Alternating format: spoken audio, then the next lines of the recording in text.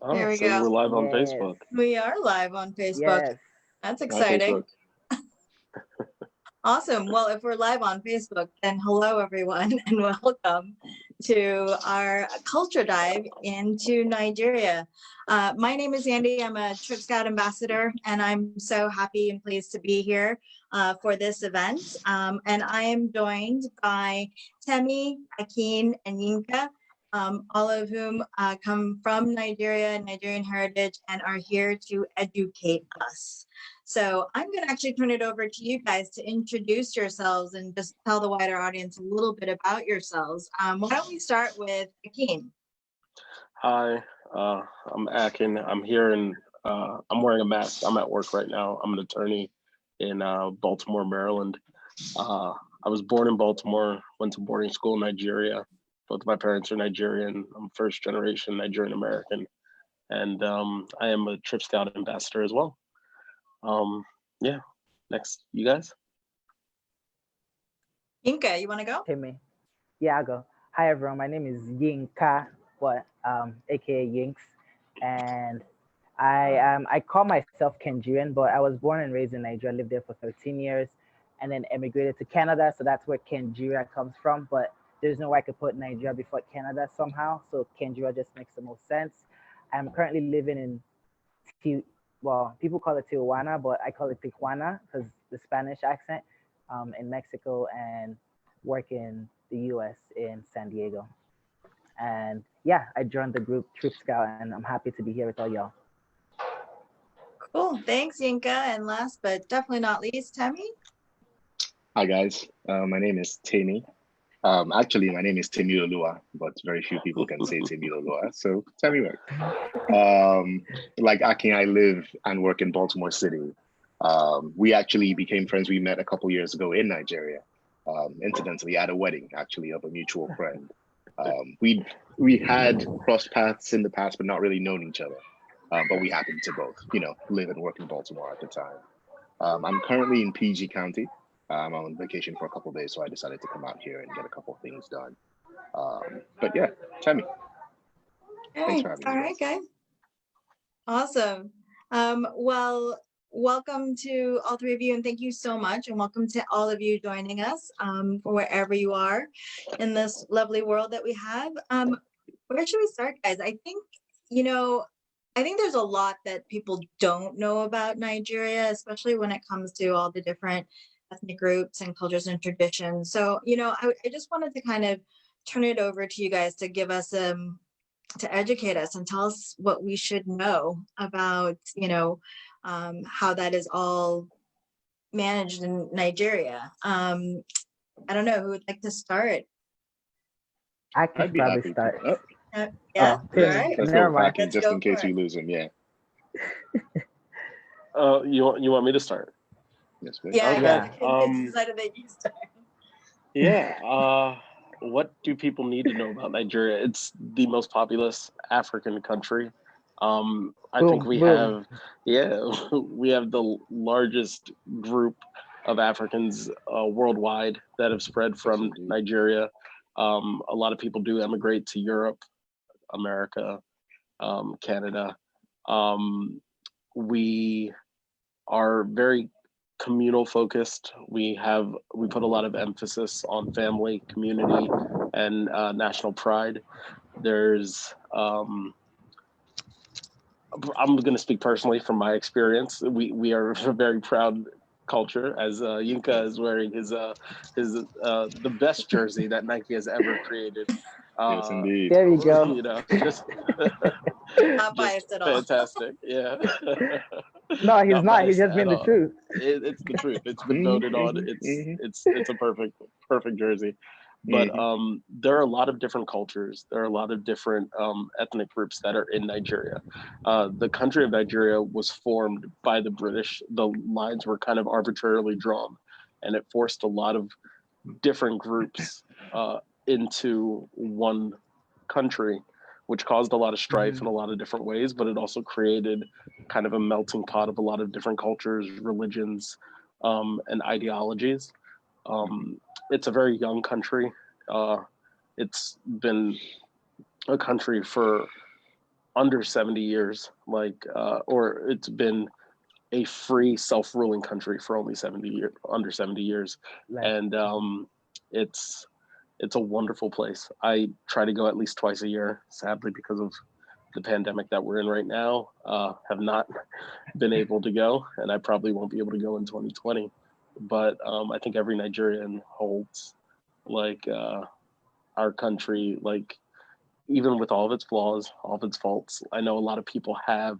I think the first thing that people think of when they think of Nigerian is like the Prince emails, like 419 exactly, which is scammers or like a Prince sending you an email saying, "Hey, I have access to $400 million, and I just need information from you to like get that to you." But what a lot of people don't understand is Nigerians are very hardworking, very passionate, and really, really giving.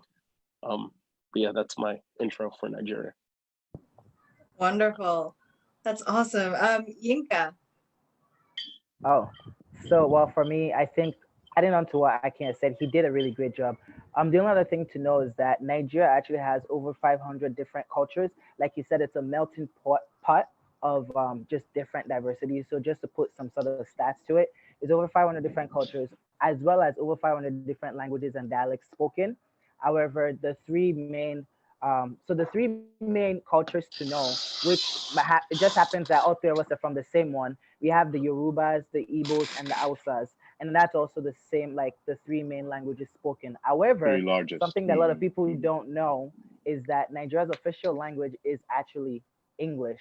So whenever people hear Nigerians in Americas or in Europe speaking English, you're like, oh, where'd you learn English from? FYI, Nigerians actually know English from back home. And however, though, because of the diversity, and some people don't speak English, the main language which I think BBC might be trying to do something there is called Pidgin. So, like for the most part, most people could communicate in Pidgin, and Pidgin is kind of broken English, but it's the whole melting pot of different languages put in together, and we just kind of speak that, and everyone kind of just understands that. So that's what I could add to Nigeria's little culture thing. Awesome.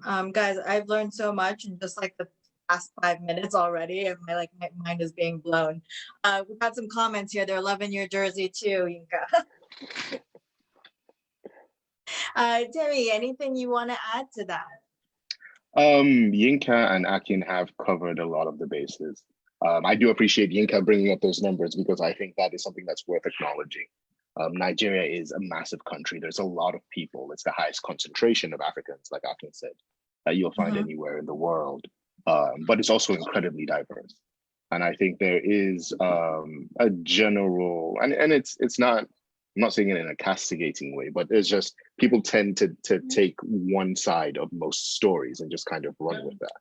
But I think it's important to stress that even within Nigeria, to the point that, again, Aki kind of hinted at, it was a country that was constructed. It was the borders were defined by colonialism.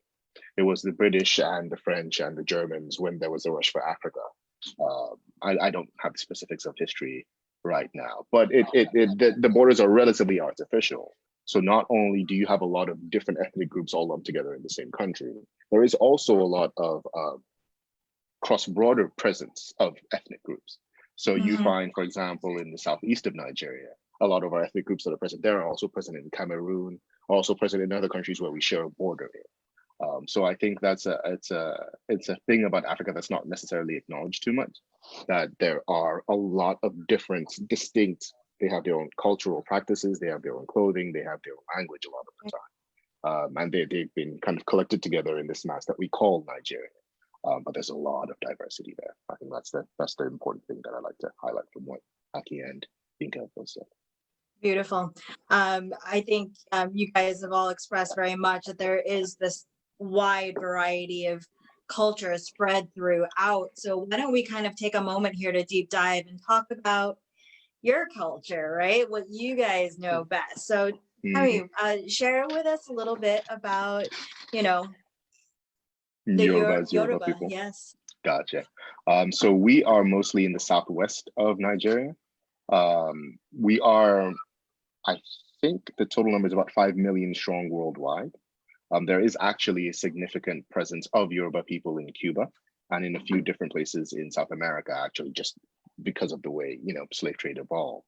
But we're concentrated in the southwest of Nigeria. I'm actually from Lagos, which is the big economic center of Nigeria. A way to think of it is kind of like maybe like the New York of the country, where there is a big economic engine that, or maybe New York is not really quite the best analogy, because there is a huge entertainment industry there as well. So maybe if like New York and LA kind of had a baby, but it was like all in the same place. I would say that's kind of what Lagos is to West Africa in general. Amazing. The Yorubas are spread out over quite a few states, though. I would say our cultural headquarters is in Osun State. Probably. Yeah, there is some debates amongst Yoruba people as to where directly. Or y'all would probably be right. I think you might be right. Ile-Ife, I think, is regarded as the birthplace of Yoruba people, and then the children of Oduduwa kind of spread all over. So we have our own creation story. It's a relatively, I would say it's an old culture, and it's a layered culture too. There's lots of kind of cultural knowledge that's been passed down, and I'm proud to be one of us. Amazing. Can you share a little bit of that, like the creation story and what that? I have had a couple drinks today, so I don't know that I'm in the best state of mind. This might be a drunk history episode, but like, I love it. Yeah, let's make that happen. Yeah. I don't remember. Oduduwa is the son of Obatala, I think. Hold on. You could Shango, maybe? say. Wait, what about Shango? Shango is a god.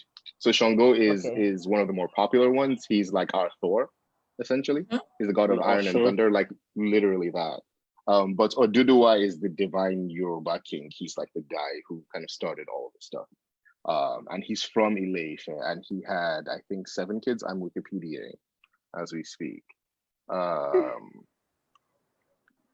Oduduwa, I know for a fact that Oduduwa is the guy that kind of started our line, and Ile-Ife is where we're from.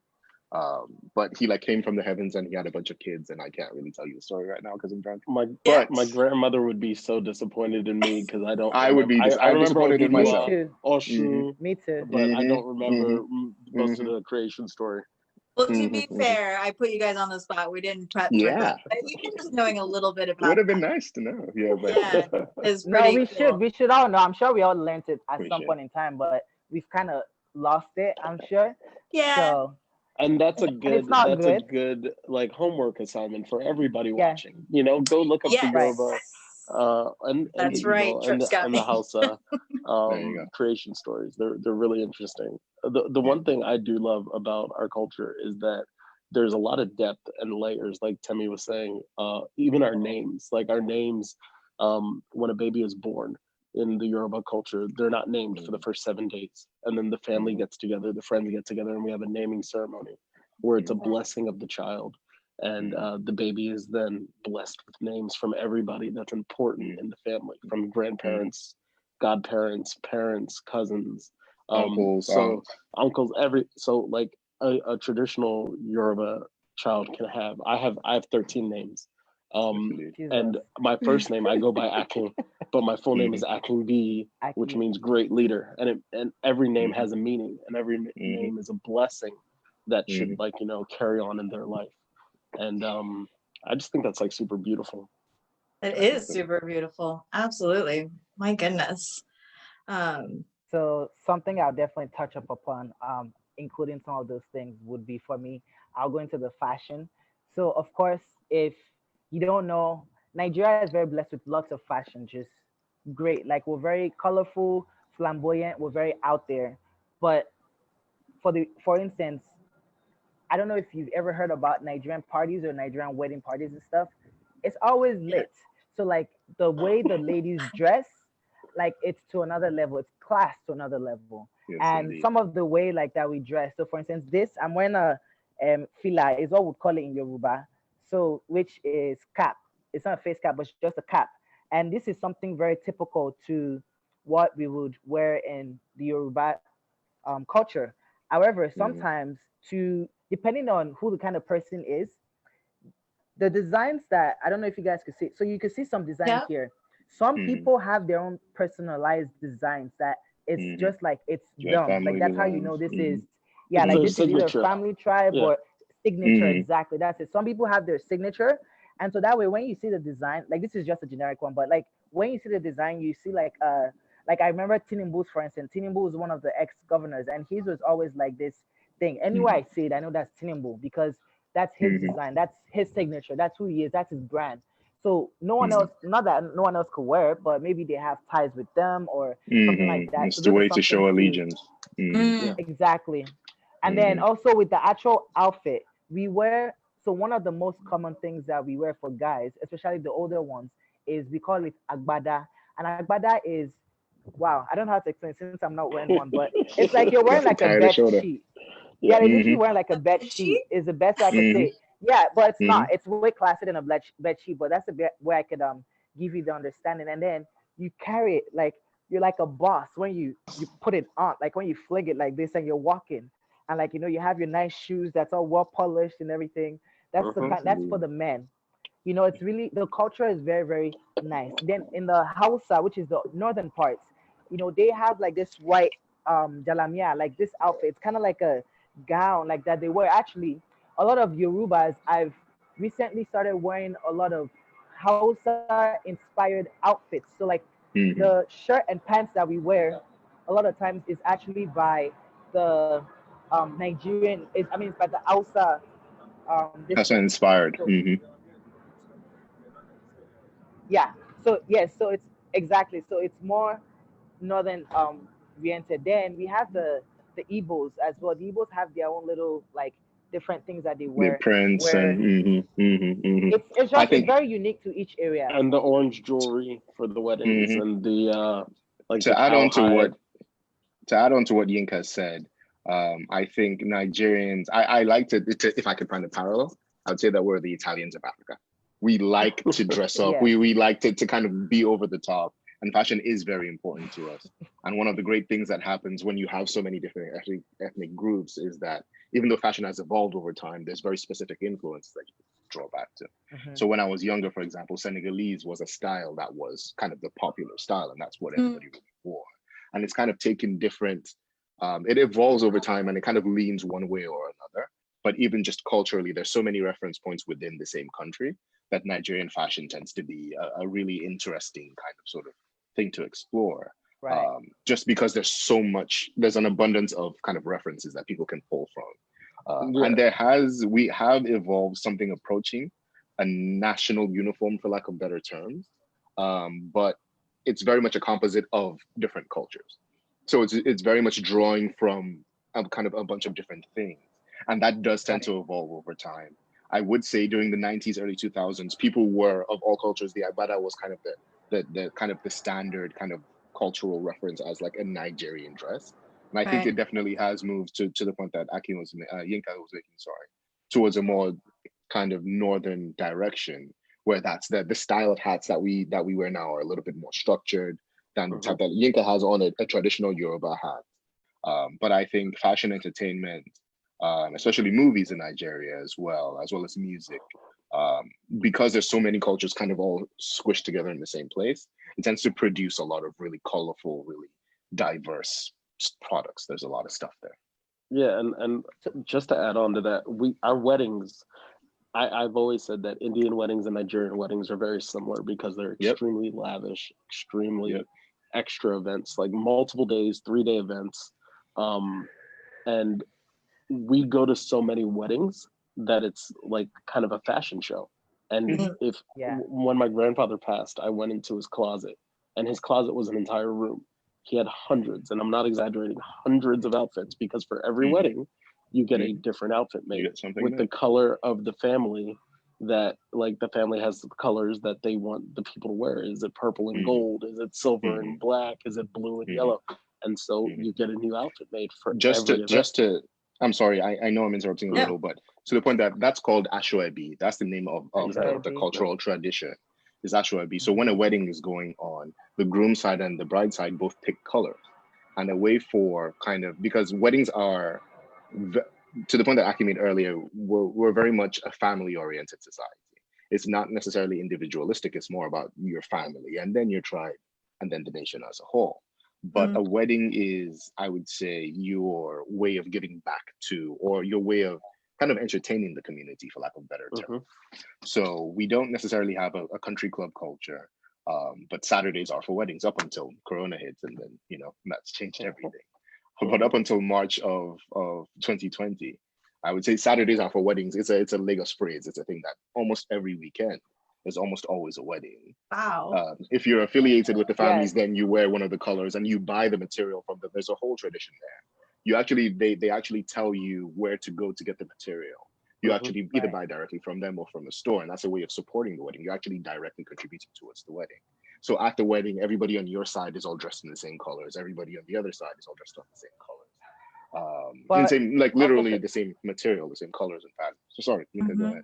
And also to add into that, like they would be all dressed in the same colors, but you see so many diverse like styles. Exactly. Like you literally see someone in a difference and be like, wait, how the heck did you come up with that kind of creative style? Like, and guys, I'm not even kidding, but like these, especially the ladies do such a fantastic job. Like some of these outfits they wear, like it literally trumps what you could wear on a red carpet. Like, and like and for it me, does for become instance, quite competitive too. And then the folds of the gele. The gele is the gele. Oh gosh, that's the female the head version tie, of the hat. because you know when you hair see tie. Yeah. And it's so really it's large. It's crazy. And so you know how Akin was also saying like the hat, or I think it was Timmy that was saying the way I had the hat before was like structure. our Yoruba style. Now this is more of a northern hat structure. This is how it's usually.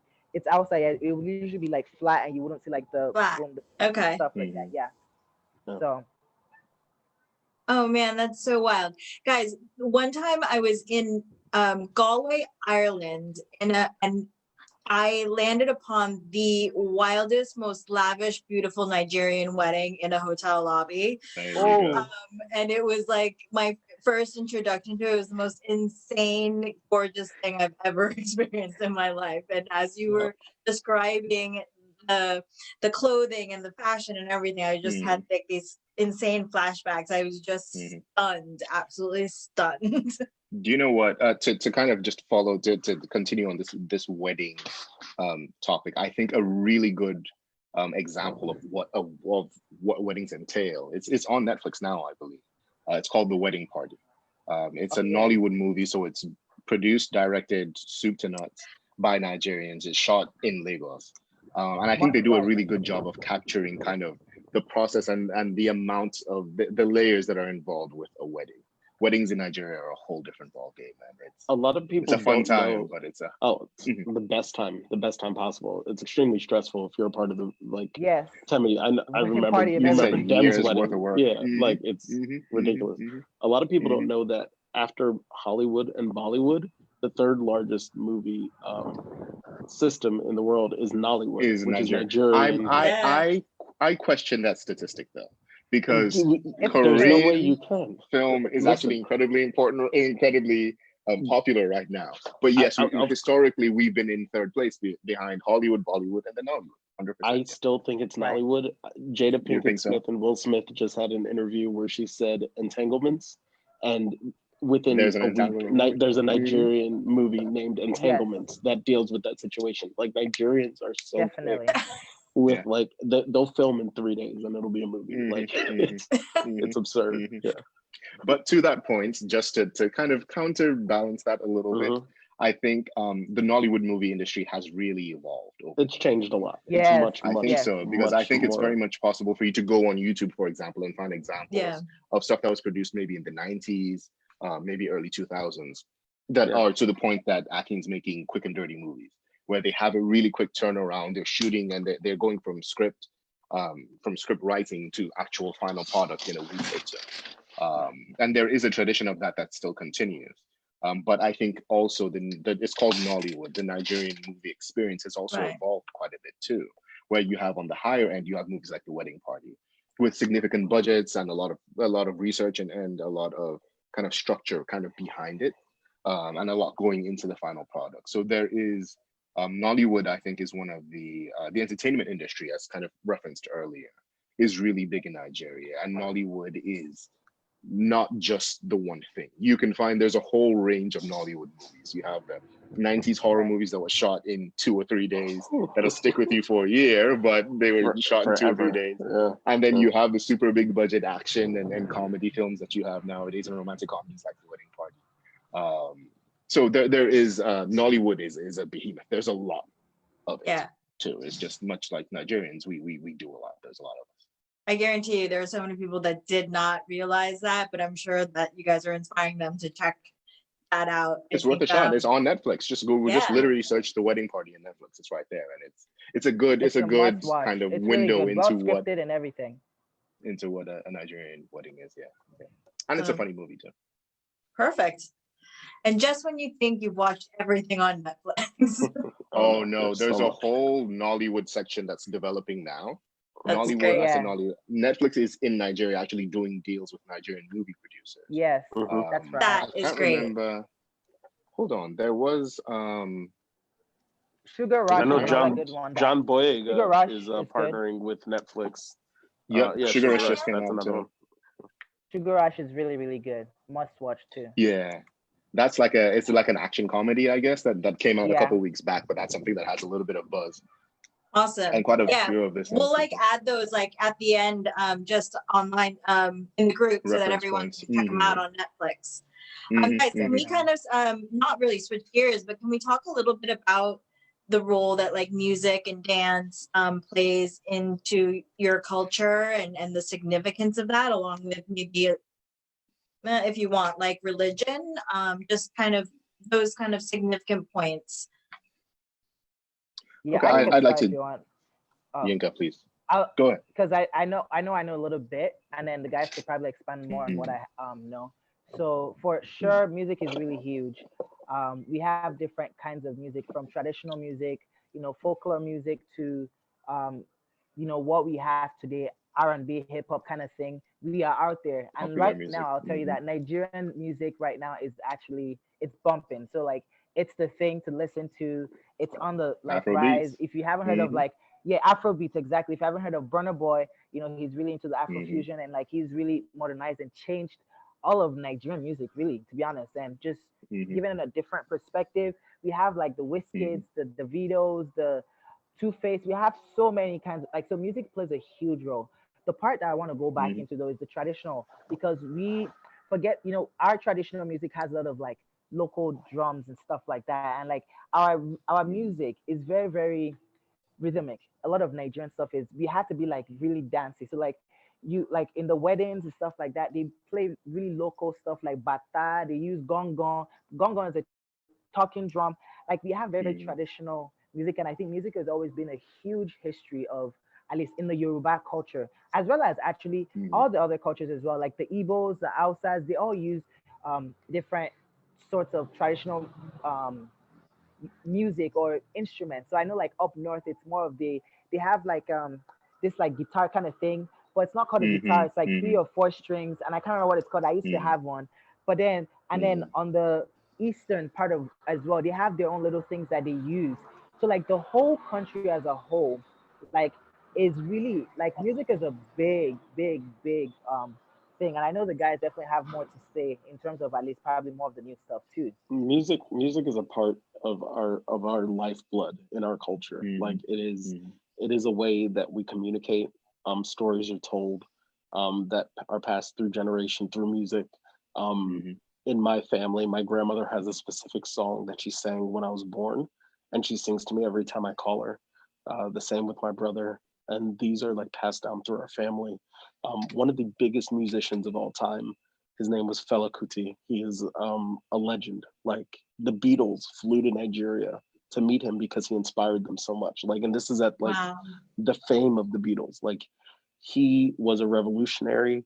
He protested against the government. He was a powerful and very intelligent, not just musician, but Nigerian that worldwide culturally had such an impact that a lot of music that you listen to today that is called Afrobeats, which is the most popular inspiration for a lot of rap and R&B right now. You can see the ties and the bloodlines of Fela. And I would love Temi to speak about music now, because Temi knows a lot about music and has some ties to music. Not really, not that much. But I love the fact that Akin referenced Fela. He is, I think, one of the most iconic Nigerians that ever existed, and he's also from a really prominent family. His mother, I think we were done a disservice growing up in Nigeria, learning about his mom, because I was taught when I was in elementary school that his mother was the first woman to drive a car in Nigeria, and it was like Fumilayo Ransom Kuti was known as the first Nigerian woman to drive a car, but she did so much more. She was a political organizer. She was a very influential person when it came to Nigeria's independence, actually being independent from the British. And she was very influential in local politics in the southwest of Nigeria as well. And I think she would qualify as a feminist icon, actually, if you're looking for Africans who've operated in that space. But Fela, her son, was also a legendary musician, and very, very, very influential, if not politically, because he never held a position himself. But he was influential to thinking. He was, we did have, Nigeria has had some very significant periods of military rulership in Nigeria, where the military had a coup and kind of ran with the country for a while. And he was a very important voice in speaking out against a lot of the negative things that they brought into play with the country. But I think there is also the music industry and the entertainment industry on the whole, I would say, has evolved. The current era of Nigerian music, I think, started with, I'm really into this stuff, but it started with his name is Two-Face. He's a very specific guy who put out a very specific album in the early 2000s. It was called Grass to Grace, I think, and he had this one song, African Queen, which was like a crossover song that had some traction over here. But that kind of gave birth to, he was I would say that was kind of the beginning of the modern era in Nigerian music. And I do want, he's definitely the pioneer, and he's still active today, and he still has a lot of hits. And he's one of those people who's managed to stay relevant and stay active and stay kind of churning out hits. But the modern era is very diverse. Yeah. African music exists as a thing unto itself. And within African music, I would say Afrobeats is a genre that is self-propagating, for lack of better terms. It's had 2 or 3 distinct generations since the start of the modern era, I would like to say. And there have been kind of superstars who've had their moments in the sun, and they've gone on to become, kind of bigger figures. But there are current people to name, like Yinka did. Burna Boy is incredibly popular at the moment. He was nominated for a Grammy, I believe, last year. Davido is another really popular modern artist. Wizkid is as well. And these are people who are, even though they're based in Nigeria and they're from Nigeria, they're operating in the pop space internationally. They feature with global artists. I know Wizkid has songs with multiple with Drake, multiple songs with Drake, more than a couple. Yeah. One Dance was a huge hit, and it was written by Wizkid and his team, and the Drake kind of jumped on that. Davido has a few hits. Fall, I think, is probably the most popular one that's crossed over here. But there's been a few generations of Nigerian artists, and we're seeing kind of entertainment become an export. We had Nollywood that established itself with the quick and dirty movies kind of early on, that's really grown and evolved into a real kind of scene, and it's an employment provider in Nigeria. It's an industry. There's a lot of, especially for young people, it does provide a lot of opportunities. Unfortunately, Nigeria does have its challenges, but entertainment as an industry is a place where it's fairly egalitarian. If you're talented and you work hard and you have a little bit of luck, and you know how to network with the right people, you can be really successful really young. So entertainment is a big economic driver in Lagos, where we're from, especially. Like we said earlier, I think Lagos is very much, if you take an LA and a New York, you kind of push them together, but like it's on the coast, so it's also kind of a Miami feel a little bit as well. And then multiply by 3, because it's also one of the most populous because cities. Of just the share population is 20 plus million people. It's very much the Wild West out there. But it is also a magnet for a lot of people across Africa, and especially West Africa. I would say quite a few people, if you're an aspiring musician, or actor or actress in Ghana, in Senegal, in Liberia. You're trying to get to Lagos because that's where the industry is, and that's where you get your shot to kind of blow up, and then you can move on and do other things. So And I think entertainment is Sandy, a big export.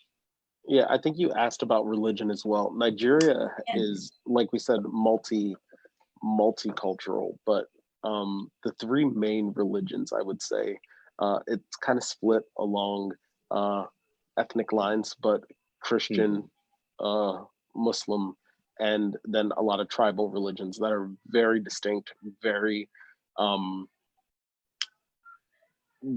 like nuanced, but they also bleed into the other two. So like if you're a Christian, the tribal aspect of your religion, and I don't like saying tribal because it sounds like base, but it's not. It's cultural. So like the cultural aspects of religion then bleed and meld into the other religions. So like up north, there are a lot of Muslims. The southern states have a lot of Christians, but then a lot of Muslims as well. It's a mix. And I think that's important to in a country like Nigeria, where there's so much happening, where there's so many ethnic groups, and you have the big kind of almost kind of down the middle religious split. The north is majority Muslim, the south is majority Christian, but there's a significant number of Christians in the north, and there's a significant number of Muslims in the south. So it's not as clean cut as there's Muslim, there's Christian. There's a lot of intermixing. And especially within our ethnic group, there's a lot of intermarrying too.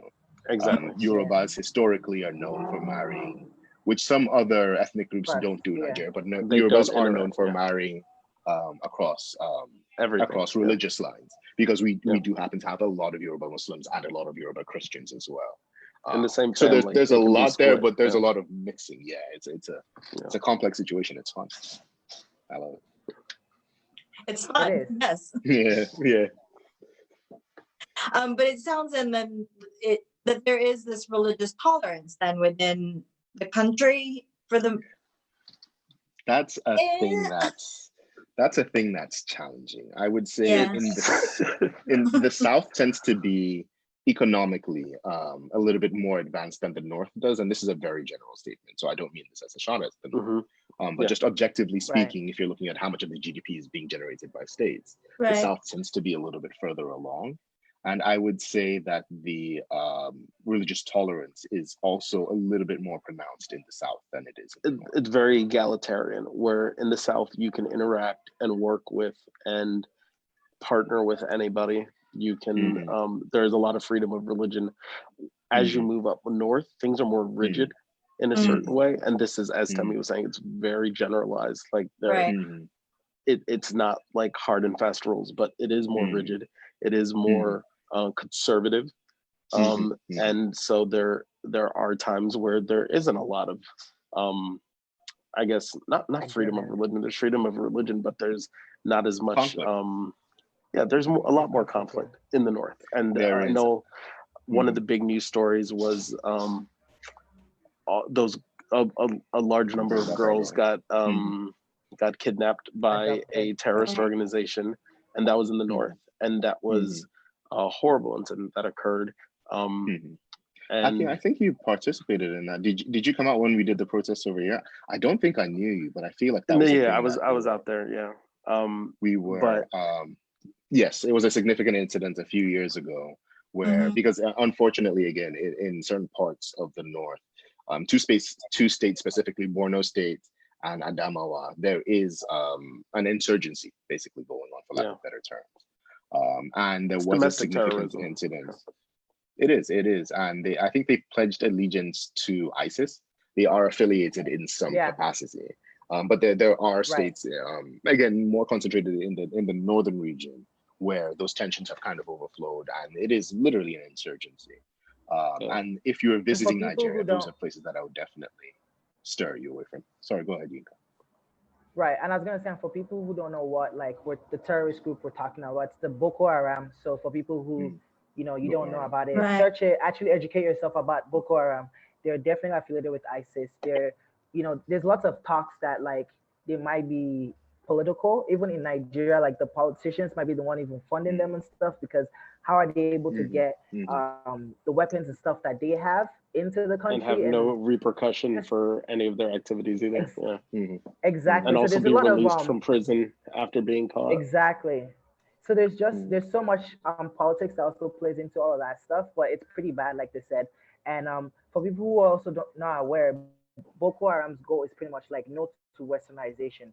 So they don't want like women getting westernized and like becoming equal. They don't want them educated. They just don't want westernization. They want people on the old terms and live in the old way. And they also now against That's Christianity. the literal. So, and that's the literal translation of Boko Haram, means that book is haram. It's Western education is haram. It's illegal. Is evil.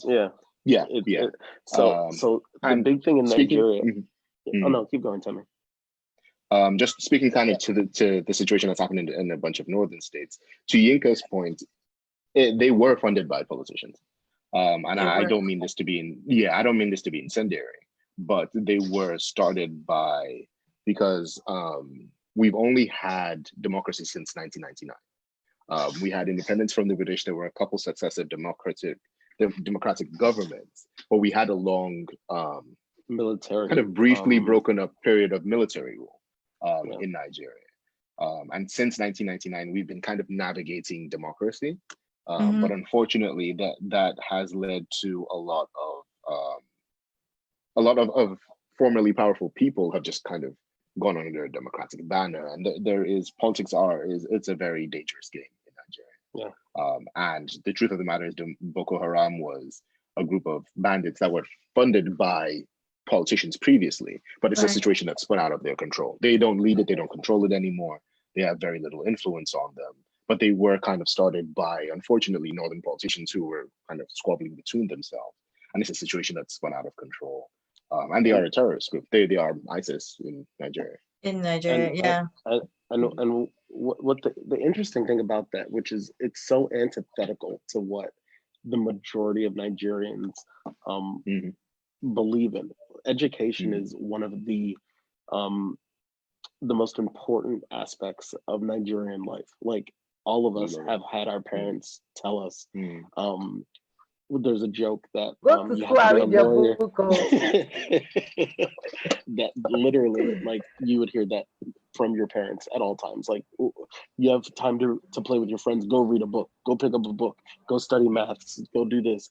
Like, as a minority group in the U.S., I think we're one of the most educated. No, we are the most educated. We have the highest immigrants as an ethnic minority. There we go. Yeah. Not even immigrants. We have the highest number of educational achievements. In general, of educational achievements out of all peoples in the U.S. Like we have the highest rates of graduation of post-baccalaureate degrees. Nigerian Americans, and that's because our parents have instilled in us, and their parents instilled in them, and their parents instilled in them the yearning for education. There's a long running joke that your parents tell you can be one of three things: a doctor, a lawyer, or an engineer, because that is like for sure. Like you're not gonna be wanting for a job if you go in one of those three careers. It's about security and education. And so what Boko Haram preaches and proselytizes is antithetical to everything that Nigerians actually believe in.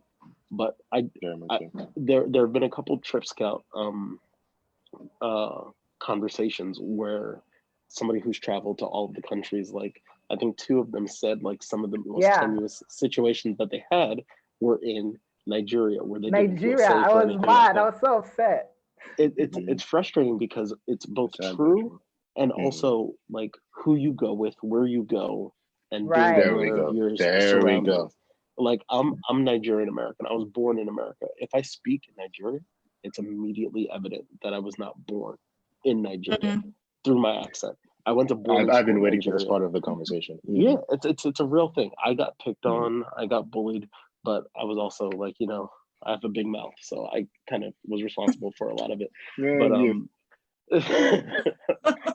But we call him Akata. And so That's a whole different conversation. that's a But whole yes, other convo. Yeah. yes, indeed. But the Nigerians in the chat know what we're talking about. But when you go to Nigeria, it is extremely safe if you go with somebody who knows what they're doing and can navigate. I've been waiting for us to arrive at this point. My number one, I think, rule for going to Nigeria would be go with somebody you know. Either find 100%. A professional service that can provide you with an escort. And in those situations, just because of the nature of the country, I don't know how much I would trust that. But if you can try and find a friend or a group of people who are going to Nigeria, you're gonna have the best time. You have to know how to navigate the country. But once you do, you're good to go. You don't even, and the thing about us Nigerians is if anybody in Trip Scout says, hey, I'm gonna go to Lagos, I'm gonna go to Nigeria, what should I do? All you have to do is ask a Nigerian and they'll be like, oh, my cousin can help you. I have someone, exactly. I have somebody. We always have somebody. Like when I want to send something to somebody at home, this is pre-pandemic. I don't mail anything. Like I don't use DHL or UPS. I'm like, I'll text my mom. Put it in your Instagram stories. Yeah, I'll be like, who's going to Nigeria in the next month? Okay, cool. And I'll give you my stuff and they'll go. Like we are open doors, very caring. We take care of each other and we don't have to know each other to do that. Like, oh, your friend is my friend automatically. It's extremely safe. Not to say, and it is a third world, first world country. Like it is a third world country, but with first world aspirations and first world businesses, people. And there are times if you're in the wrong place, it's like any place. If you're in the wrong place, absolutely, like things could happen. But if you're with the right people, you're good, and you will have. I try to tell people this: the craziest, most fun nights I've had in my life were in Lagos. Like it's not even a competition, and I've been everywhere in the world. I've been like to all these countries. I've partied everywhere. A night in Lagos will change your life. Like, and the food, the people, the kindness. Like, I think Ake has hit. It's a real thing. No, go ahead, Timmy. I was gonna say I think Ake has hit the number one issue on the head, which would be, unfortunately. So I also happen to have lived in a couple of different African countries as well. I spent a significant amount of time in East Africa, and in Kenya, where I lived, tourism is actually one of their biggest industries over there. It's a very important part of everyday living.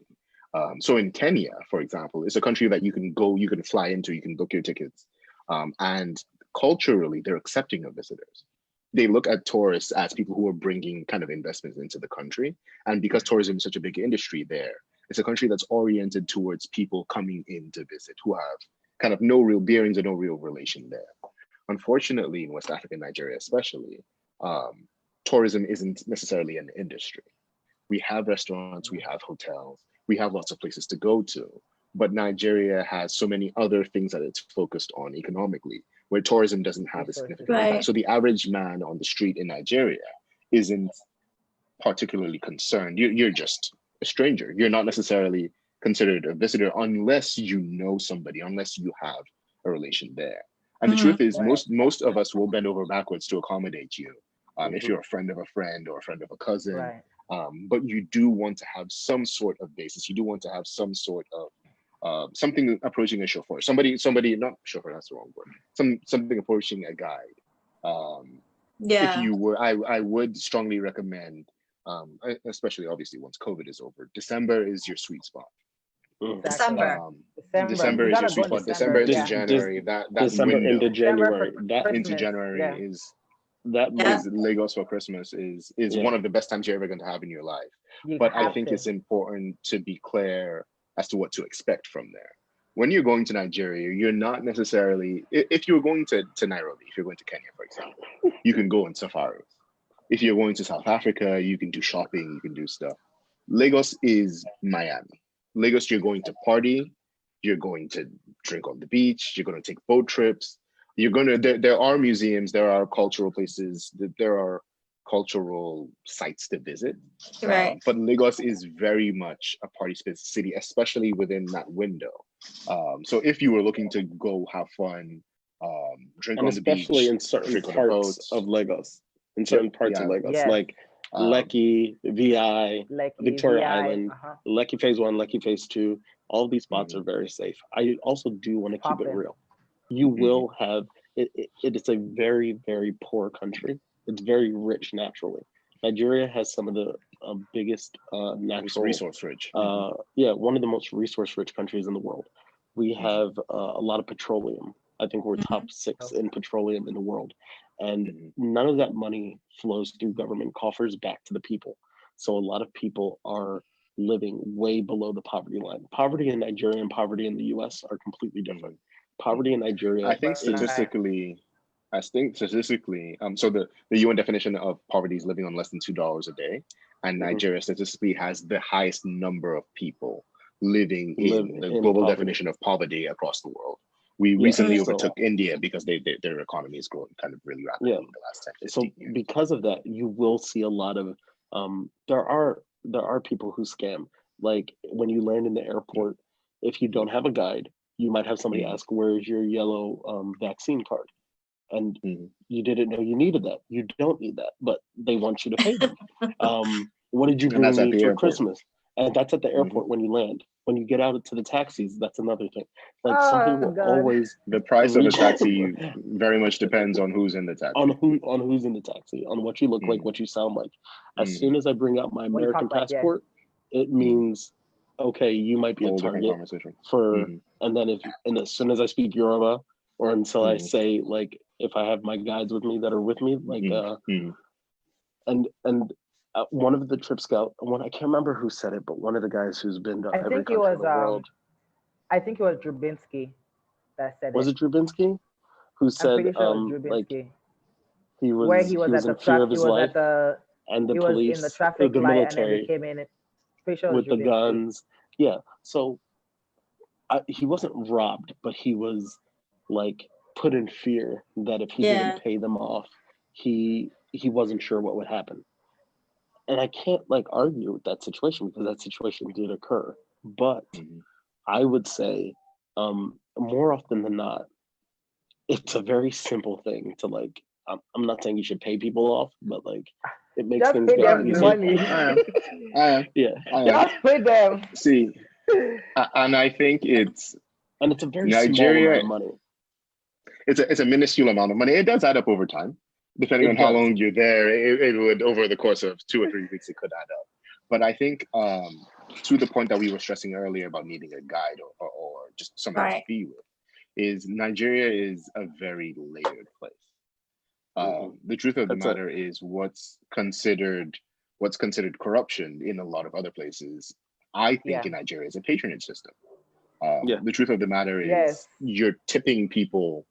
And especially if you're a visitor, especially if you're in there for a little bit of time, you are literally tipping people throughout their months. Yeah, and it's the $5 to you might not be a lot, but that could be a month's worth of good for somebody. Because again, I'm sorry, I can go ahead. No, I was just gonna say it's a diplomatic way of saying like people are gonna have their hands in your pocket at all times, not physically, actually physically sometimes too, but that's like. It's you have to be aware of it culturally. It's not an offensive thing, but they know you have the wealth to travel and that expectation that you are visiting and you can afford to do this, like why not? And it can be frustrating at times, but honestly it doesn't. Once you're there for more than once, it's an expectation where you can either ignore it or you could bless somebody. And a lot of times it does grease the wheels to make things go smoother. Because I 100% agree with that, and I 100% would like to add to that. And I think that's why a local guide is particularly important, because they help you kind of navigate situations and understand what is kind of the expectation as opposed to when you're being exploited. Because the truth of the matter is a lot of people will try and take advantage of you. Even if you think that you do understand kind of what you're dealing with. It's the difference between giving 1,000 naira tip and a whole different experience that could not be fun, all the way up to including kidnapping. So I think it is particularly important when you're visiting Nigeria to be with or around people who understand the local customs and to understand that things are done significantly differently there. The truth of the matter is, and I do want to call it tipping because that is what it is, but there's an expectation even from people who have jobs. There is an expectation that you're tipping kind of just through the day. If, for example, I was staying at my brother's house when I was visiting Nigeria and I needed credit on my phone, for example, I would ask the gate man or one of the maids or somebody who lived there or somebody who worked in the house, could you help me go buy credit for my phone? You're expected to tip them in that situation. Yeah. If somebody's doing you a favor, if you're kind of somebody's helping you with your bags or something, the expectation is that you're supposed to tip them. There are a lot of very specific expectations there, but there are also parameters for that. If I send somebody down the street to help me buy some credit and I got 1,000 naira worth of credit, I might maybe give them 100 naira, maybe 200 naira. Yeah. But if you weren't aware of kind of what's expected in that situation, you can then get exploited and then you're spending a lot more than you need to. Which is why a local or somebody who kind of understands the way that things work there is particularly important if you're visiting Nigeria. It's just reality. It's not something that you can learn from a book or a website. You have to be there. Yeah, and I think that's really important. I mean, I think that's one of the reasons why we're doing these dives is so that people can understand. And, it's all about having the right expectation, right? To an understanding. And so sometimes people think that they can just pop into a country as they would. Every country is the same and cookie cutter, but every country has its challenges and, things to understand and maneuver. And so it's about traveling smart. And if, right now a local guide or something like that is the way to go, then I think that's a key piece of information that people are looking for. Is there somewhere, so we've talked about Lagos, are there other parts of the country, other cities or other regions that you guys would recommend if someone was traveling to Nigeria? I mean, there are so many spots. I'll let Yinka go first. So Yinka, also, what would you, if you could recommend one place?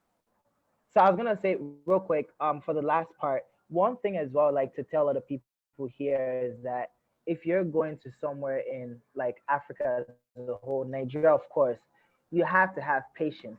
That is probably the largest thing that you got to have because a lot of travelers, especially well like equipped and like well-traveled people, just feel like they know so much. So then they go with that exact same mentality. So let me tell you this, guys. If Nigerians are the largest scammers and they're already scamming you online, think about what's going to be done in person. That's easy. If they can already do it easily online, then in person is going to be easy. I'm not saying that we're all scammers. We're not. But it's just because we let your guards down. So just have patience, relax, and your expectations but one place, as well. Yeah. Yes. And I think, so moving on to your current place, one place I think people have to go. Wow, that's big. But I actually think I'm not going to pick one. I think people need to really do visit the north because, people do think that it's all just like war zone and stuff like that. It's or not. I have a friend land. who just visited. Exactly. I had a friend who just visited every state in Nigeria and she showed me how amazing this country really is. So I think the north has so much beauty and so much diversity and so much history. But because of the war, yes, but because of this religious stuff, people are so scared to want to check it out. So that's one place I would recommend is just checking out the northern part of Nigeria as a whole.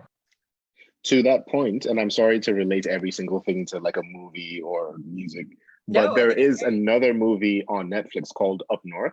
That's a great example, and they do a really good job of covering some of the tourist opportunities that are available in the north. Now, to the point that these titles are like absolutely to the point of what you're saying. It's like, the wedding party up north. The wedding party. You can see it. Sugar Rush. There you go. Sugar Rush is a little bit what of was the name of that movie? It was literally like Up North. Yeah. And if you're looking for movies, King of Boys, my favorite thing ever. I think Kemi Adetiba is a Nigerian Martin Scorsese, but that's a whole different conversation. To the point that we were making right now, though, and she's a woman, so hey. But the point that we were making right now, though, if you have a high tolerance for risk, Northern Nigeria, it does have a really really storied history. There's a lot of different influences that have gone, that have kind of put together what constitutes Northern Nigeria now. They have a lot of really interesting festivals as well. The Kano Durbar, Durbar, is a world-renowned festival, and it's actually an Indian tradition that was imported by the British, but it's taken on a whole Nigerian flavor there. So there are quite a few places, but if you're particularly risk tolerant, and if you have life insurance, it's worth it too. That was a little joke. Don't take that too Do not seriously. scare people, Tammy. Northern Nigeria, I would say if you're tolerant to risk, it's a really fun place to visit. But in the southeast, there's Cross River States, Calabar, especially over the Christmas period as well. They do a really interesting festival. And it's a relatively new tradition that was started a few years back by a governor over there. But they are kind of aiming to kind of cover that tourist angle. So if you're visiting Nigeria in that December to Christmas window, December to Christmas, in that December to January window, right there, the Christmas New Year window, I would suggest Calabar and the Calabar Street Festival, I think it's called. It's a really interesting cultural experience that you can have. It's a little bit of a hike. I think it's about a 10-hour drive from Lagos, but it's a really fun time. I spend most of my time in either Lagos and around Lagos State or Ogun State. I went to boarding school in Ogun State, and my grandparents are from Ogun State. So Abeokuta is a city that is very quiet, very different from Lagos, very clean, very chill. Not that far away too. And it's not that far away. You can get there in 2 hours, 2.5 hours, depending on the roads and traffic. Because traffic, Nigerian traffic. I've never heard of it. Oh, God bless them. You said patience, right? Listen, patience. But Abeokuta, there's Olumo Rock, which Olumo is Rock. I was just waiting to say that. You know what I'm saying? Like, it's a historic place, very religious place, and then it's just a completely different vibe. Like, I go and hang out in Lagos with my friends, stay in Lekki, and then I'll go and visit my grandparents' compound in Abeokuta, and it's so dope, and it's such a good vibe, and it's a beautiful dichotomy of like being out in nature, but then still having a city feel, and I love it. Amazing. Obudukatu Ranch actually is one more that might be like your Bali tourist kind of attraction experience. Yeah, that's definitely a huge. It's in the southeast of Nigeria. It's really up there. Like lots of things. I think they have zip lining, kayak, stuff like it. It's really nice. It's really good. I noticed neither of you guys said the capital of Nigeria. So Abuja. I don't know why we did it, but because I think that's the most advanced place in Nigeria right now. Yeah, but it's dry. I was gonna say like Abuja is like Lagos without as much fun. So like if you want to go, just go to Lagos and then party the whole time. You know what I'm saying? Like Abuja is the political capital. Abuja is the political capital, and it's extremely advanced compared to Lagos, and the roads are smooth, very structured. But you know what I'm saying, people in Abuja go to Lagos to have fun. So yes, they do.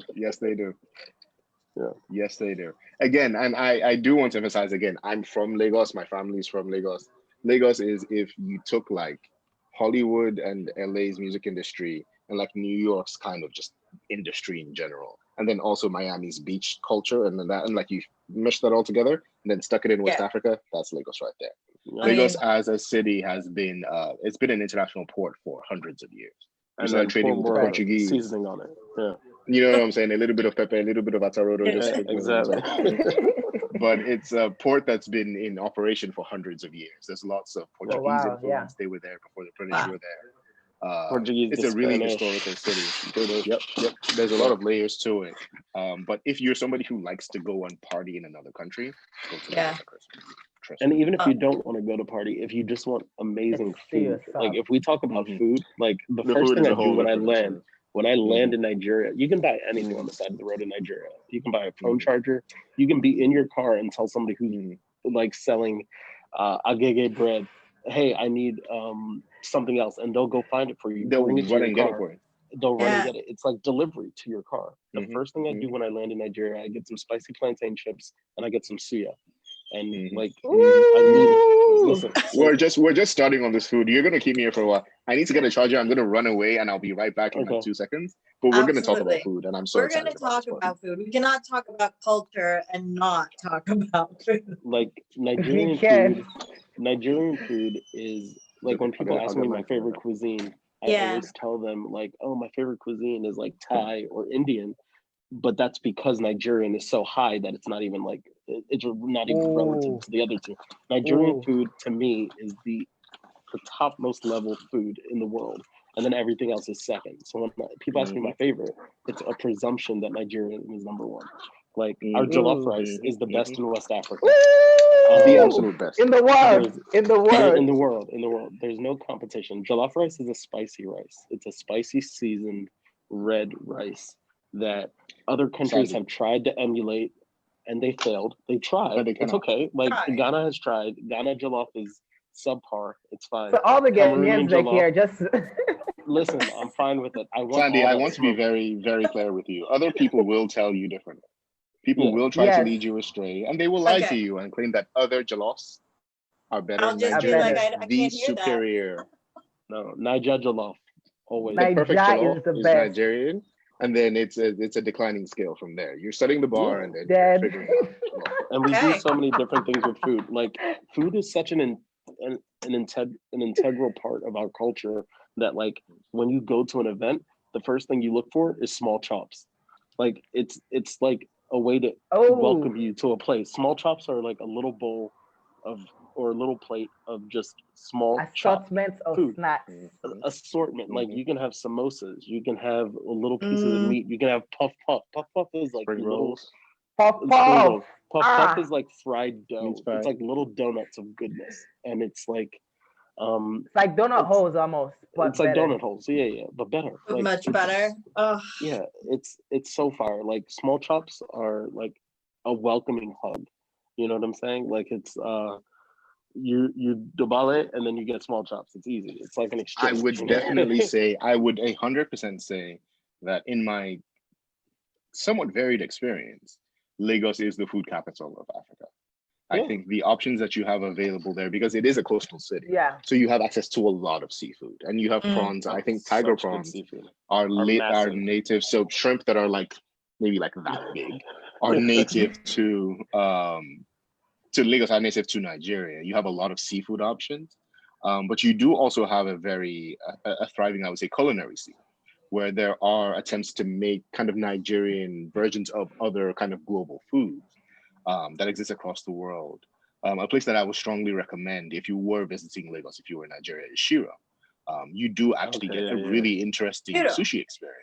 Shiro, Oh. that's what it's called, the SHIRO. IRO. The interior is beautiful. You're sitting right on the beach. You can hear the water.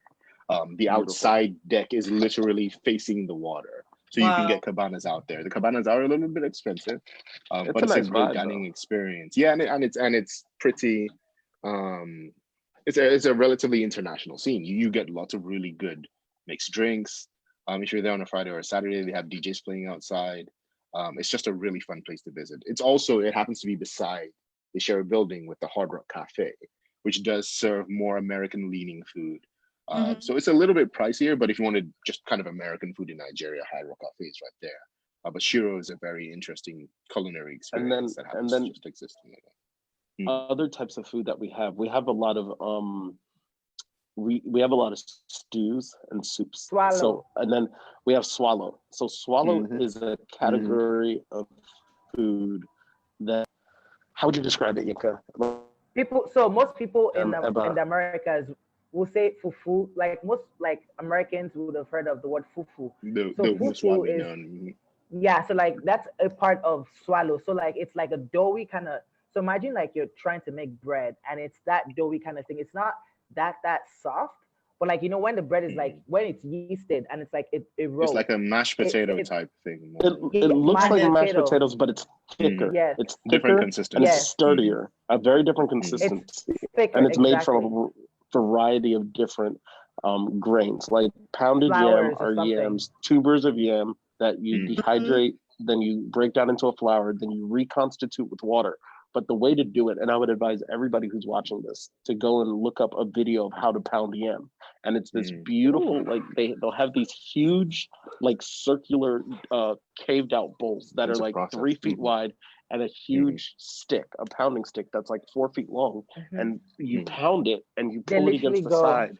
And and if you have two people doing it, it looks and it sounds like music, like a dance and a music, and it's like and you're beating it, and then you scoop it out, and then you put it on a plate, and you add it with sauce, egusi sauce, which is melon seed, and spinach, and palm oil, which now people are getting healthy, so we're using like coconut oil and all that. Now get you some palm oil, get that red. If it stains your clothing, you'll never get it out. It is what it is. Never. It is what it Never. is. It is what it is. Water. It's okay. Yeah. Right?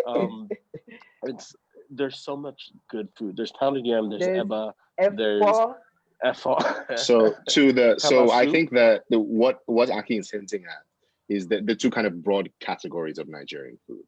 We like rices a lot, so you can get jasmine rice, you can get jollof rice, you can get fried rice, you can get what's the name of the green one that we do? There's like a name for it.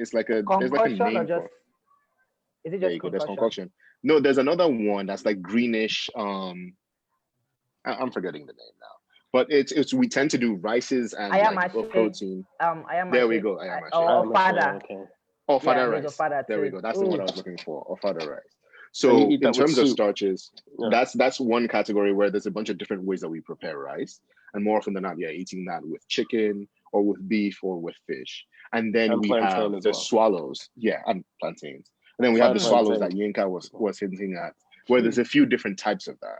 You have fufu, you have pounded yam, you have eba, which is made out of cassava. And then you have the stuff called amala, which I think is poison. A lot of people don't do that. Don't do that. Personally, look. Oh yeah, don't disrespect amala. But semo is on the borderline. What about semolina? Nobody wants semolina. Semo is, amala is a bitter, dark mound of goodness. It literally looks like all three of us. It looks like all three of us. That's how it looks. I'm a mala complexion, but look, please, if you're going to do anything to yourself, just avoid that. I don't think it's necessary. Some of my people tend to love that stuff. Try it. It's good. It actually tastes good. Try it. Give it Once a you try. get past the bitterness, it's actually kind of good. I strongly consider myself an anti-amala activist. It's a personal crusade that I have going on for the last few years. I'm trying to limit and eventually eliminate. If I was ever president of Nigeria, that's the first thing I do. No, illegal. Get out of here. None of that. Oh it is what it is. Okay, you know what I'm saying? It's just I don't agree with it morally myself, but that is a category of swallow. So we do a lot of really, and again, because there's so many ethnic groups, there's a lot of soups that you have egusi, you have okra, there's a lot of really different soups. And that's another kind of approach to Nigerian food, which is we also love the soup and the protein. So there's something called pepper soup, which is exactly that. It's peppery soup. It's a distilled, clarified soup. So it's like cooked over a long period of time. And the rule is if you're eating it and you're not sweating, it hasn't been made well. Like you legitimately, and Nigeria gets very hot. Like it'll be a balmy Christmas day, 98 degrees, and you're eating pepper soup and you're sweating in the heat, but there's something about that combination that just makes you feel alive. Like it's cleans out your pores. It really does. Like indeed. It'll wake you right up. It's amazing and it's tasty. And to recommend some specifics, just to speak to the point that Akin is making, if you're in Lagos, I would recommend Yellow Chili. It's a well-known restaurant in Nigeria, and they do have a really, I think, contemporary approach to traditional Nigerian food. So if you were visiting Lagos, if you were in Nigeria for Christmas, it is a place that I would suggest ask your friends to, and we can put this in the comments once we're done with this. Yeah. And also, if you're going to Nigeria, the best places to eat are somebody's home. Like local places. Like, you really can't beat that. Nigerian food is one of the cuisines that hasn't really made it like Thai food or Indian food or Chinese food, where it's been like exported and made globalized into like really popular, really big chains or restaurants or anything like that. And I think because it takes a certain amount of care and time to make like all of these dishes, and it's one of those things that's where it's like your grandma makes it best. Like everybody's grandma makes their own jollof rice. Like the aunt that makes the best jollof rice, like everybody knows, go to that house. Oh, that auntie made jollof rice. But it's a thing. Like I only eat the jollof rice for like, you know, certain cousins. I'm not gonna put you guys out there, but you know, if I know one cousin made it, I'll be like, all right, I'm gonna just go with the goat meat today. You know, You're like just gonna I'm chill. cool. I'll get white rice and goat meat. It's okay, you know. But it's But to continue to run with this point, obviously yes, home cooked meals are probably the best case scenario you're gonna get. But I would recommend Yellow Chili as a restaurant no, to a lot go of the restaurants to are get really good in Nigeria. Yeah. there's a lot of good. And then there's another really cool place. So the name of the place is Alara. It's kind of it's a combination of a few things. It was actually the guy, I have his name written down here somewhere, hold on, David Ajayi.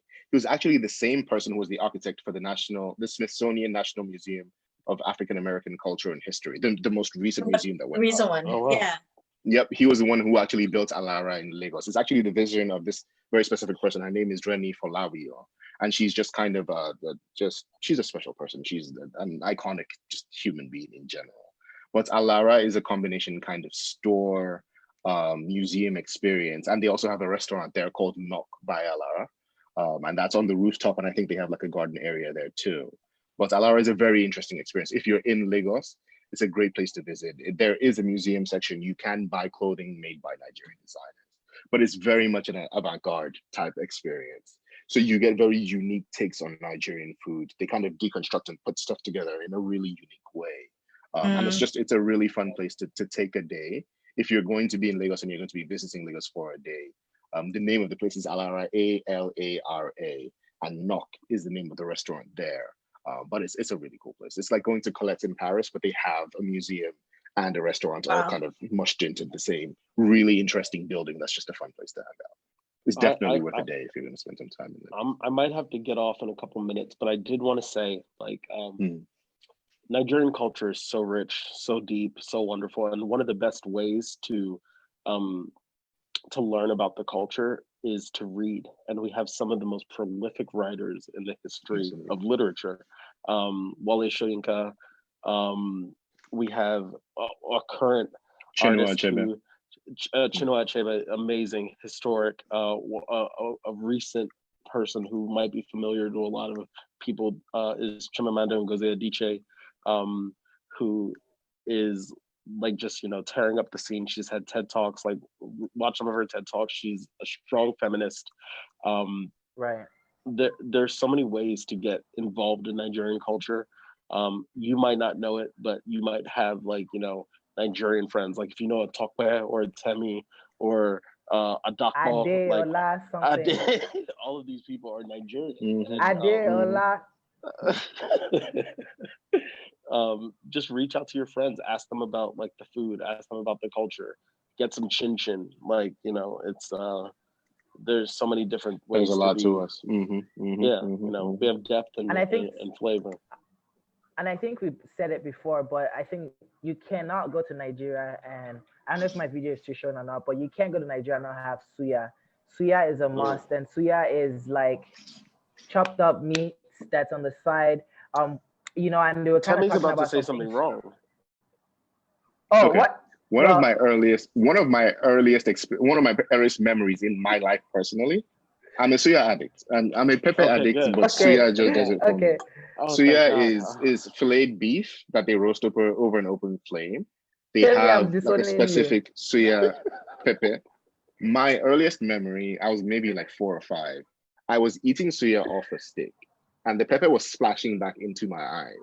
But I was enjoying the experience so much that I was actively crying tears and just continuing to munch away at the suya. It's worth it. Suya is one of the best things that I've come. Like whiskey is here in terms of Nigerian exports. We have like oil, whiskey, and then suya is like right here. It's like it's a close third.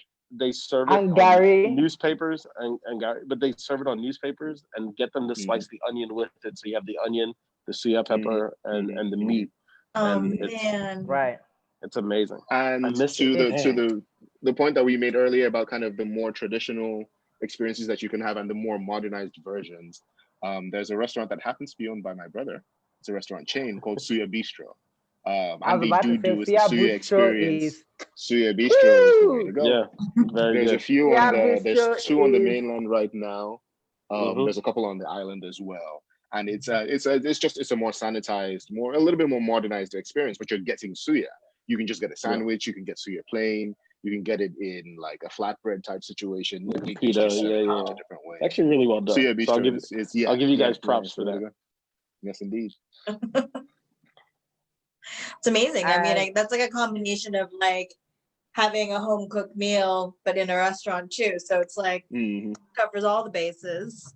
Yes, indeed. Yeah. Yes, indeed. Awesome. Guys, we're gonna wrap up a little bit, but I just wanted to give you know, a final opportunity, I guess, to express what you would want someone to walk away with in appreciation of Nigeria if they were to visit there or to meet someone that was Nigerian. I could start. Yeah, Yeah, please. you Yeah. can. For me, I think I want you to be able to have an authentic experience. I want you to be able to experience the good, the bad, the fun, the everything. But I want it to be authentic because one of my goals as a traveler is, sorry for the plane by the way, but one of my goals as a traveler is to be able to educate people about certain places. But I want them to have like intentional like experiences there. I don't want you to just see Nigeria and see it's bad. Oh, I don't want you to just see the 419ers or the scammers and everything. No, I want you to be able to see everything. Like, and when I mean everything, of course, you can't see everything because Nigeria is such a diverse country. But I want you to be able to go with a different perspective. Like, the way you went into Nigeria will not be the same way you're leaving. Like, you'll be leaving, like, knowing that, wow, this was such a great experience and I cannot wait to come back and even tell the world about what such of like experience that I had in Nigeria because of how great the experience was. And I really want the whole perspective of Nigerians to really change in Americas, especially because it's too much about the scammers and stuff. And in reality, we're way more than just being scammers. And I say, yeah, we're great scammers because we're that smart, literally, because if we weren't that smart, we would not be great scammers. But, it's like we do stuff more than just scamming. We're very hardworking. We hustle a lot. And that's the kind of stuff that I want people to know about Nigeria and Nigerians as well. I agree with that. I love that sentiment, and also that hardworking nature is second only to our welcoming nature. We are a loving, like very open people. We are very accepting of all people. Like, and it's to the point where they accept you, they'll make fun of you, which shows you like that's how we show our love. Like we'll make fun of you, welcome you, feed you, and then go party with you. Like that's just Right. that's our heart, that's our soul, that's what we do. Yeah, I get it. I would also Tremendous. yeah, Yeah, good. I would also advise, like, seriously, like try to go to a Nigerian wedding. You get a distilled A must. it's Experience. when Temi and I went to my cousin's wedding in Nigeria, it was he had a lot of friends from business school and a lot of friends from his other grad school, from law school, that came that had never been to Africa and never been to Nigeria. And I was like translating like what the pastor was saying in the church. And I was like explaining like things that were going on. By the end of that weekend, every single one of his friends were like, we have to come back. Like they had such an amazing time.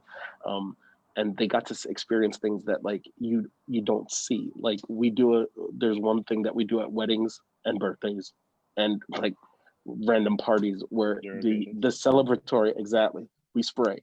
So what Yinka and Temi are doing right now, we spray. You bless people by spraying them with money, and so it looks like you're throwing ones at a strip club, but it's not.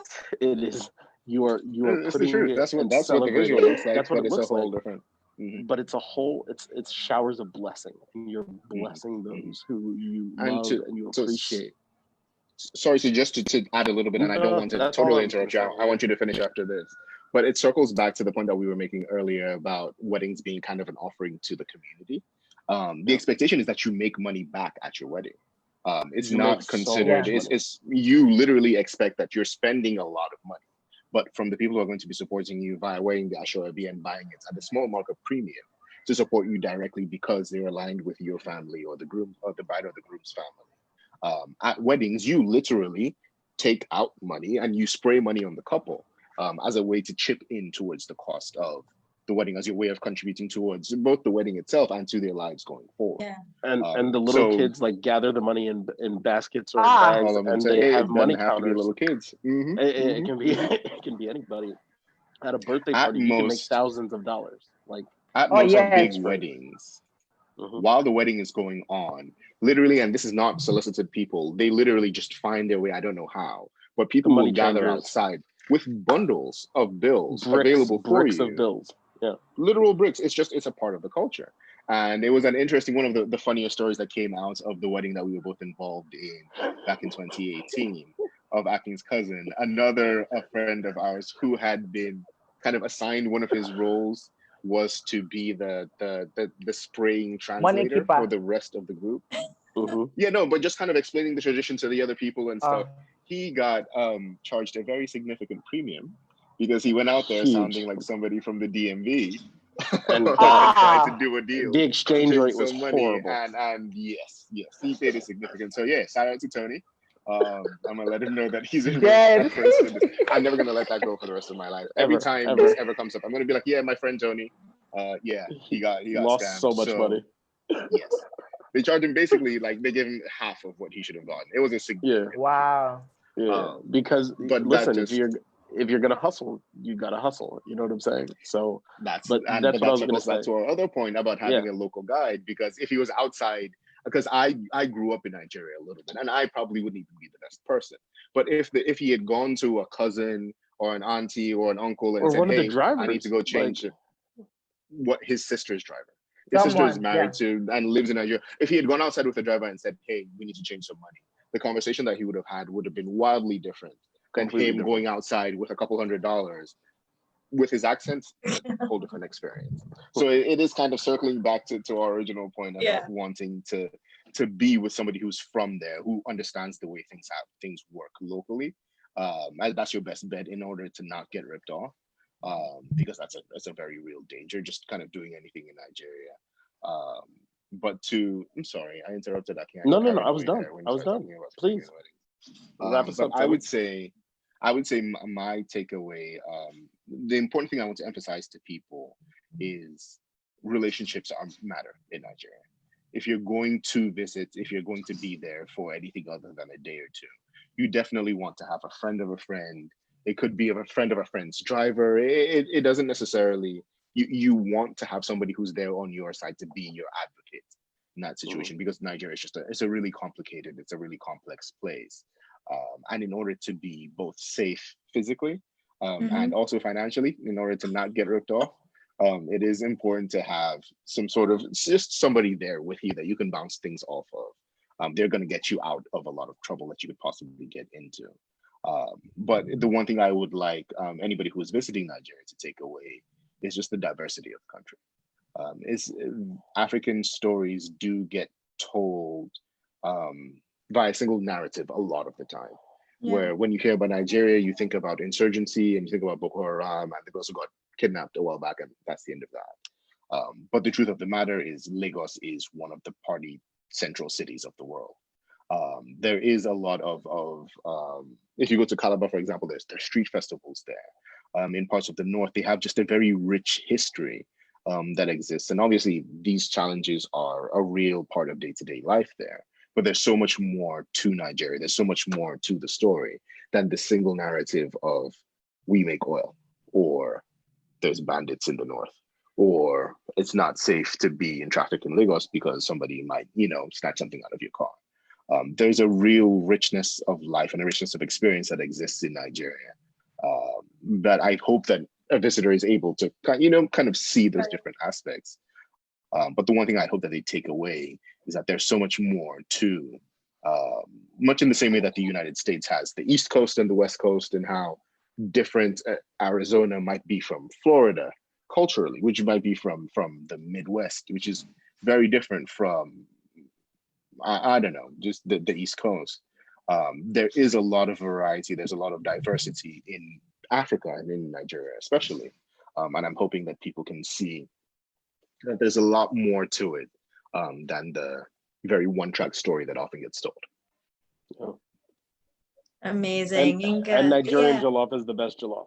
That's it. Yes, That's the final yes, note. yes. Absolutely, Yes. jollof. Any That's the Ghanaian, Mission final any note. other accomplished. African, Yeah. Number one. jollof. Number one. Nigeria jollof is the People no, one. because it's important to remember is people are It's gonna a lie to you. war.